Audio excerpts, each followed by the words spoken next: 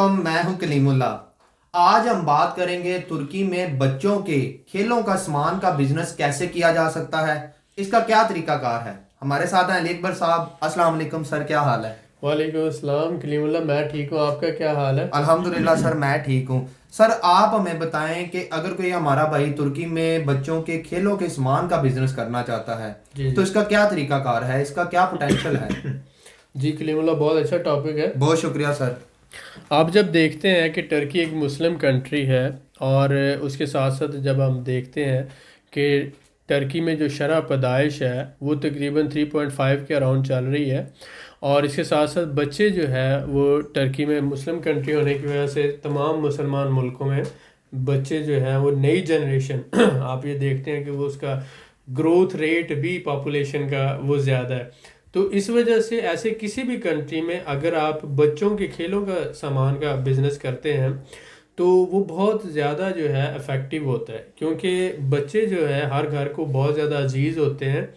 और बच्चे जो हैं वो कितनी भी महंगी चीज़ और नई से नई चीज़ की डिमांड करें तो वालदेन अपने बच्चों के लिए ही कमाई करते हैं। तो इसलिए आपने देखा कि आप अगर अपने घर को देखते हैं तो मसलन जो गांव में रहने वाले लोग हैं वो इतना ज़्यादा, क्योंकि बच्चे बाहर मिट्टी से खेलते हैं, खेतों में खेलते हैं, अपने बच्चों के साथ बच्चे खेलते हैं। लेकिन शहरों में जो बच्चे पैदा होते हैं वो शहरों में उन्हें खिलौनों की ज़रूरत होती है। अब ये जो खिलौने हैं ये प्लास्टिक से बनाए जाते हैं, और इससे ज़्यादातर जो है हमारे पाकिस्तान में तो चाइनीज़ जो है खिलौने ज़्यादातर इंपोर्ट होते हैं, और वो चाइना से बने हुए, और लोकल थोड़ी बहुत प्रोडक्शन होती है। इसके अलावा जैसे हम देखते हैं छोटा स्कूटर होता है, ट्राई साइकिल छोटी होती है, बाईसाइकिल होती है बच्चों की।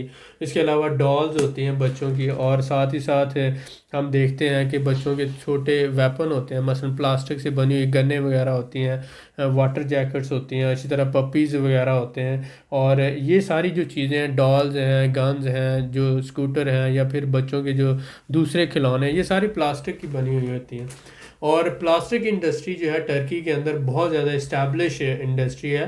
टर्की अपनी जो डिमांड है उसकी खिलौनों की, उसका 70% जो है वो खुद पैदा करता है। 70% टर्की के अंदर प्रोड्यूस होता है।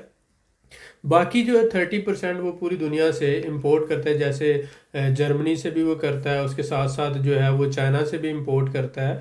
तो और भी दूसरे मुख्तलिफ ममालिक से एज़ पर द रिक्वायरमेंट वो इंपोर्ट करते हैं। यानी 30% जो खिलौने हैं, बच्चों के खेलने की चीज़ें हैं, स्कूटर हैं, इलेक्ट्रिक स्कूटर हैं, या फिर वेपन्स आ जाते हैं, इसी तरह से दूसरी जो चीज़ें आ जाती हैं ये इंपोर्ट होती हैं। वो चाइना से हो सकती हैं, मलेशिया से, इंडोनेशिया से, थाईलैंड से, मुख्तलिफ ममालिक से इंपोर्ट होती हैं।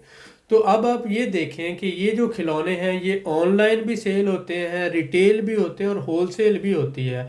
और इसका सालाना अरबों डॉलर का इसका बिजनेस होता है। आप ये देख लें कि टर्की में तकरीबन 67 कंपनीज हैं जो मैन्युफैक्चर कर रही हैं टॉयज़, और 90% जो है उनमें से वो सिर्फ इस्तांबुल के अंदर है।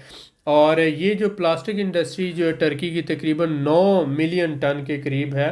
प्रोडक्शन जो है इसकी 180 मिलियन टन है। और इसी तरह से इंपोर्ट्स आप देख लेते हैं कि अगर हम खिलौनों की इंपोर्ट टर्की के अंदर देखते हैं 390 यानी 390 मिलियन यूएस डॉलर की इंपोर्ट्स हैं। और टर्की की अपनी जो खिलौनों की एक्सपोर्ट्स हैं वो 530 मिलियन डॉलर्स यानी तकरीबन आधा बिलियन, हाफ बिलियन डॉलर्स की एक्सपोर्ट कर रहा है टर्की।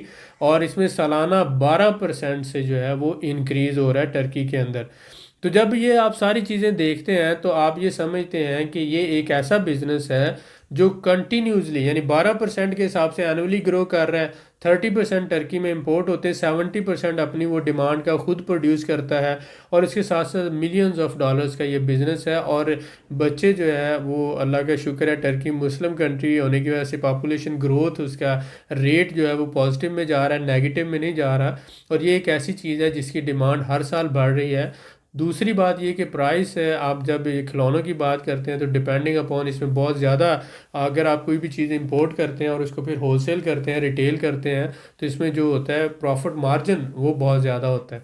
तो इस हवाले से ये बिज़नेस बहुत ज़्यादा इसका पॉजिटिव स्कोप के साथ आगे बढ़ने के चांसेस हैं और अच्छा मुनाफा कमाया जा सकता है इस बिज़नेस में। जी सर, माशाल्लाह, बहुत शुक्रिया सर आपका। वेलकम। सर मैं आपसे जानना चाहूँगा कि बच्चों के खिलौनों की कौन कौन सी टाइप्स हैं जिनका बिजनेस तुर्की में किया जा सकता है। जी बिल्कुल, जैसे मैंने आपको बताया कि इसमें बेसिकली सबसे पहले तो आप देखें कि जो ट्राई साइकिल्स आ जाते हैं, 3 पहियों वाली साइकिल्स होती हैं छोटे बच्चों के लिए। उसके बाद स्कूटर्स हैं, उसके बाद फिर डॉल्स आ जाती हैं, फिर इसी तरह से इलेक्ट्रिक टॉय ट्रेन्स आ जाते हैं छोटे और बड़े, और फिर हेलीकॉप्टर्स आ जाते हैं, या डिफरेंट तरह के प्लेन्स आ जाते हैं। फिर टॉय वेपन्स आ जाते हैं, यानी कि गन्स वगैरह प्लास्टिक की बनी हुई आ जाती हैं। और इसी तरह से डिफरेंट पपीज़ वगैरह जो है, और लेडी बच्चों के लिए जो है, लड़कियों के लिए छोटी डॉल्स होती हैं। तो ये सारी डिफरेंट टाइप्स हैं खिलौनों की जिनका बिज़नेस जो है वो टर्की में हो रहा है, और उनमें से बहुत सी इंपोर्ट्स भी हो रही हैं, लोकल भी मैन्युफैक्चर हो रहे हैं। जी सर, बिल्कुल ठीक है। सर मैं आपसे जानना चाहूँगा कि क्या तुर्की बच्चों के खिलौने बनाता है कि यहाँ सिर्फ इंपोर्ट करता है। जी बिल्कुल, मैंने आपको बताया कि टर्की जो अपनी डिमांड का 70% प्रोड्यूस करता है, 30% इंपोर्ट करता है। जी सर, और बिल्कुल ठीक है। तकरीबन 67 कंपनीज जो हैं वो टर्की के अंदर खिलौने बनाने में इस वक्त बिजी हैं, मतलब जो खिलौने बनाती हैं, और उनमें बहुत सी लोकल कंजप्शन भी होती है और जी काफ़ी सर। हद तक एक्सपोर्ट भी होती है। $530 मिलियन की एक्सपोर्ट भी कर रहे हैं। जी सर, बिल्कुल ठीक है, बहुत शुक्रिया। वेलकम। सर मैं आपसे जानना चाहूँगा कि तुर्की के किन शहरों में खिलौनों का बिजनेस किया जा सकता है। जी बिल्कुल, आप ये देखते हैं कि जब भी आप कोई भी बिजनेस प्लान करते हैं जी तो सर। बिजनेस होता है पॉपुलेशन के साथ, बिल्कुल और सर। पॉपुलेशन के बाद वो पॉपुलेशन जिसकी बाइंग पावर अच्छी हो। जी सर। तो फिर ये जो खिलौनों का काम होता है ये ज़्यादातर शहरों में होता है, बड़े शहरों में। जी सर। यानी गांव या छोटे टाउन्स में जो है बहुत कम होता है इसका स्कोप। बिल्कुल तो सर। इसलिए 10 लाख आबादी से बड़े शहर जो हैं, जी उनमें सर। तकरीबन 40 के करीब ऐसे शहर हैं जिनकी आबादी 10 लाख से ज़्यादा है। जी सर। तो इस्तंबुल से अगर हम शुरू करते हैं तो इस्तंबुल के बाद फिर अंकारा है, फिर इज़मीर है, इस तरह मैरसन आ जाता है, अंटालिया है, और गाजियान्तब है। उसके साथ फिर आपको एर्जुरुम आ जाता है, सैमसन है, और ट्रैबज़ोन है। ये मुख्तलिफ जो है, बुरसा आ जाता है इसमें। ये जो डिफरेंट सिटीज़ हैं यहाँ पर, ये इनकी पॉपुलेशन 10 लाख से ज़्यादा है, और यहाँ पर जो है टूरिस्ट भी बहुत ज़्यादा आता है, और साथ ही साथ लोकल जो है पॉपुलेशन वो भी बहुत ज़्यादा है, और ये इसके बड़े सिटीज़ हैं पॉपुलेशन के लिहाज से। तो इसलिए इन शहरों में जो है इसका बिजनेस का पोटेंशियल बहुत ज़्यादा है। जी सर, माशाल्लाह, बहुत शुक्रिया। सर मैं आपसे जानना चाहूँगा कि क्या तुर्की में ऑनलाइन बच्चों के खिलौनों का बिजनेस किया जा सकता है। जी बिल्कुल, अब अगर आप देखें कि आपका ताल्लुक अगर पाकिस्तान से है, या आपका ताल्लुक इंडिया से है, या दुनिया के किसी भी मुल्क से है, तो आप सबसे पहले ये देखें क्या आपके मुल्क में ऑनलाइन बच्चों के खिलौने अवेलेबल हैं। अगर है तो इसका जवाब है कि कोई ना कोई तो उसको इंपोर्ट करके या लोकली कंपनी से बाय करके ऑनलाइन सेल कर रहा है। तो एक खिलौना जो है होलसेल प्राइस जिसकी सपोज करें $5 है, तो वो ऑनलाइन जब सेल होता है तो $12 का वो सेल हो रहा होता है। और रिटेल जब वो दुकान पे हो रहा होता है तो सपोज करें कि वो 12 की बजाय 14 का हो रहा है, या उससे थोड़ा महंगा होता है। ऑनलाइन थोड़ा सा सस्ता होता है। तो आजकल जो पूरी दुनिया में जो है ऑनलाइन बिजनेस बड़ी तेज़ी से तरक्की कर रहा है। तो आप किसी भी मुल्क से बिलोंग करते हैं तो आपकी कंट्री में ही लोग ये बिज़नेस करके वो खिलौने इंपोर्ट करते हैं और उसको ऑनलाइन सेल कर रहे हैं। तो इसी तरह से टर्की में 8 से ज़्यादा बड़ी बड़ी वेबसाइट्स हैं जहाँ पर आप पुराने जो बच्चों के खिलौने हैं, बच्चों का फर्नीचर है, वो भी सेल करते हैं। मतलब बच्चों के साइकिल्स आ जाते हैं, उनके मतलब स्कूटर्स आ जाते हैं, उसके साथ साथ बच्चों का फर्नीचर आ जाता है। जब बच्चे बड़े होते हैं तो पेरेंट्स वो सेल कर देते हैं, तो ऑनलाइन सेल होते हैं। उसके साथ साथ आप नए खिलौने जो हैं वो भी ऑनलाइन सेल कर सकते हैं। तो आप चाइना से या मुस्लिम ममालिक से इंपोर्ट करके वो भी सेल कर सकते हैं, और साथ ही साथ लोकल कंपनीज से आप बल्क में बाइंग करके उसको पीसीस के हिसाब से आप लोकली ऑनलाइन सेल कर सकते हैं। और ये बहुत अच्छा बिजनेस है, इसमें थोड़ा सा स्टडी करने की ज़रूरत है। अगर आप जॉब नहीं करते हैं या जॉब करते भी हैं तो पार्ट टाइम ये बिज़नेस कर सकते हैं, या जॉबलेस हैं तो आप इसे अब छोटे पैमाने पर शुरू करके 100-200 खिलौने लेकर कंपनी से बाय करके आप उसको ऑनलाइन सेल शुरू कर सकते हैं। बहुत पोटेंशियल है इस बिज़नेस में। जी सर, माशाल्लाह, आपने बड़े ही अच्छे तरीके से मेरे सवाल का जवाब दिया। मैं आपका बड़ा शुक्रगुजार हूँ। सर मैं आपसे जानना चाहूँगा कि दुनिया में खिलौनों के बड़े एक्सपोर्टर ममालिक कौन से हैं। जी बिल्कुल, जब आप ये लिस्ट देखते हैं तो इसमें सबसे पहले जो है चाइना आता है जो पूरी दुनिया में सबसे ज़्यादा जो है वो एक्सपोर्ट करता है। तो इस हवाले से जब हमने देखा कि चाइना 33% जो है वो पूरी दुनिया का एक्सपोर्ट करता है। उसके बाद चाइना के बाद आ जाता है इटली है, अमेरिका है, उसके बाद वियतनाम है, फिर इसी तरह से ताइवान है, जर्मनी है, इंडोनेशिया है, और इसी चेक रिपब्लिक है, हांगकांग है और मलेशिया। तो मैं ये कंट्रीज़ आपके साथ दोबारा रिपीट करूँगा। China, Italy, America, Vietnam, Taiwan है, जर्मनी है, इंडोनेशिया है, हांगकांग है और मलेशिया। तो इंडोनेशिया, मलेशिया, वियतनाम, हांगकांग और चाइना, ये जो एशियन कंट्रीज़ हैं बड़े पैमाने पर खिलौनों की एक्सपोर्ट करते हैं, क्योंकि यहाँ पर प्लास्टिक सस्ता है और प्लास्टिक इंडस्ट्री सस्ता होने की वजह से जो 90% जो मटेरियल यूज़ होता है प्लास्टिक ही यूज़ होता है खिलौने के अंदर। तो इसलिए China, Malaysia, Indonesia, Hong Kong, Vietnam, इन कंट्रीज़ में प्लास्टिक सस्ता होने की वजह से वहाँ से खिलौने इंपोर्ट करके आगे फिर पूरी दुनिया में उसका बिज़नेस होता है और उसको होलसेल किया जाता है, साथ ही साथ ऑनलाइन जो है उसकी सेल्स भी की जाती है। जी सर, माशाल्लाह। जैसा कि आपने एक्सपोर्टर के हवाले से बताया, तो मैं आपसे ये भी जानना चाहूँगा कि दुनिया में खिलौनों के बड़े इंपोर्टर ममालिक कौन से हैं? जी, ये जो बड़े टॉप के एक्सपोर्टर्स हैं, इनके अलावा जब हम इंपोर्टर्स की बात करते जी हैं सर। तो इसमें मोस्टली यूरोपियन कंट्रीज़ हैं, जैसे फ्रांस है, फिर इसी तरह से आ जाता है हमारे पास पोलैंड है, यूनान है, और इसके साथ साथ रशिया आ जाता है, इराक है, यूके है, बल्गारिया है, सऊदी अरेबिया है, इटली है। ये ऐसे ममालिक हैं जहाँ पर प्लास्टिक की प्रोडक्शन बहुत कम होती है, तो ये मोस्टली अपने खिलौने अपने बच्चों के लिए खिलौने या दूसरी जो चीज़ें हैं ये इंपोर्ट करते हैं।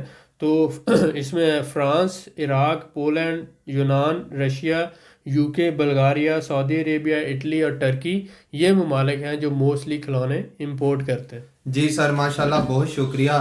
सर, मैं आपसे जानना चाहूँगा कि जैसा कि आप जानते हैं हमारे बहुत से भाई दुबई में, सऊदीया में और कंट्रीज़ में जो है ना बिज़नेस कर रहे हैं खिलौनों जी का। जी। तो अगर कोई हमारा भाई पाकिस्तान से या इंडिया से तुर्की में बिज़नेस करना चाहता है, तो उसके लिए क्या स्कोप है खिलौनों में और क्या पोटेंशियल है? देखें, ऑलरेडी जो बच्चों की एसेसरीज हैं, फर्नीचर है या खिलौने हैं या टॉयज़, जो भी कोई बिजनेस कर रहा है तो वो इन सारी प्रोडक्ट्स को समझता है। अगर वो जी अपना सर। कोई सेल पॉइंट टर्की में बनाना चाहता है तो वो बहुत अच्छा बिजनेस है। टर्की में बड़ी आसानी से वो अपने बिजनेस को एक्सपैंड कर सकता है जी सर, बिल्कुल और ठीक है। टर्की में वो नेशनलिटी भी ले सकता है, वहाँ की सिटीजनशिप भी ले सकता है और कम इन्वेस्टमेंट के साथ वहाँ पे काम भी हो सकता है। बिल्कुल सही है सर। दूसरी बात कि जो लोग ऑलरेडी टर्की में रह रहे हैं वो लोकल मैन्युफैक्चरर से खिलौने लेकर उसकी ऑनलाइन सेल भी कर सकते हैं। साथ ही साथ वो कुछ स्मॉल क्वांटिटी में इंपोर्ट करके लूज शिपमेंट लेकर वो उसको आगे, मसलन चाइना से अगर आप 100 पीसेस, 200 पीसेस, 1000 पीसेस इंपोर्ट करते हैं तो आप ऑनलाइन भी उसको सेल कर सकते हैं या अपना एक छोटा सा सेल पॉइंट भी बना सकते हैं। टर्की में इतवार बाज़ार लगता है, जुमा बाज़ार लगता है, वहाँ पर भी आप ये खिलौने सेल कर सकते हैं। तो इसमें ये है कि आप इस फील्ड को थोड़ा सा स्टडी करें, इसके पोटेंशियल को समझें, खिलौनों की 4, 5, 10 दुकानें विज़िट करें, आपको पता चले कि यार ये काम बड़े लेवल पर हो रहा है और बहुत से लोग इससे पैसा कमा रहे हैं। ऑनलाइन जाके आप देखें कि ऑनलाइन कैसे सेल्स हो रही हैं, तो जब आपको समझ आएगी कि हम ये ऑनलाइन भी सेल कर सकते हैं, शॉप बनाकर भी सेल कर सकते हैं, इंपोर्ट करके होलसेल भी कर सकते हैं, रिटेल भी कर सकते हैं, तो आपके लिए एक तो पार्ट टाइम बहुत अच्छा बिजनेस है। और अगर आपके पास जॉब नहीं है तो ये फुल टाइम आप इसे एज ए बिजनेस ज्वाइन कर सकते हैं। और अगर आप इन्वेस्टर हैं, आपके पास बड़ा कैपिटल है, तो आप इसको इंपोर्ट करके होलसेल और इसकी रिटेल का सेटअप बना सकते हैं। जी सर, माशाल्लाह, आपने बहुत ही कीमती मालूमात से आगाह किया जिससे हमारे भाई बहुत ही फ़ायदा हासिल कर सकते हैं। तो मैं आपका सर बहुत शुक्रगुजार हूँ। वेलकम। मज़ीद मालूमात के लिए हमारे चैनल को सब्सक्राइब करें, वीडियो को लाइक करें और शेयर करें, बेल आइकन को ज़रूर प्रेस करें ताकि हमारी अगली वीडियो आपको मिल सके। अल्लाह हाफिज़।